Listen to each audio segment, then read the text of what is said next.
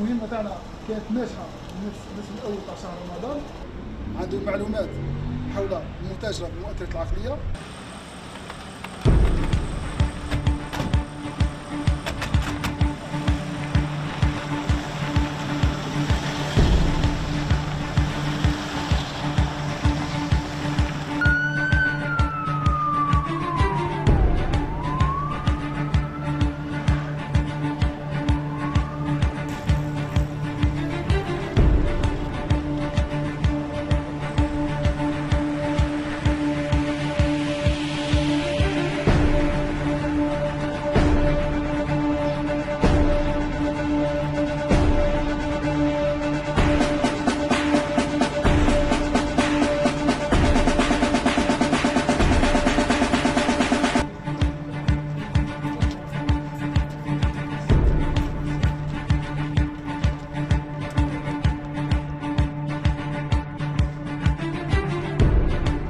لجهود مصالح أمن ولاية أولاد جلال لمحاربة الجريمة بشتى أنواعها، لا سيما جرائم الإتجار غير المشروع بالمخدرات والمؤثرات العقلية، واستغلالا لمعلومات متعلقة بقيام شخصين بنقل كمية من المؤثرات العقلية. تمكن أفراد المصلحة الولائية للشرطة القضائية من الإطاحة بشبكة أنشطة في مجال نقل وترويج المؤثرات العقلية بين أوساط الشباب، يمتد نشاطها انطلاقا من إحدى الولايات الجنوبية. العملية مكنت من حجز 14100 كبسولة من المؤثرات العقلية من نوع بريغابالين، حجز مركبة ودراجة نارية يستعملها أعضاء الشبكة في نقل هذه السموم، مع توقيف 3 أشخاص قدموا أمام الجهات القضائية.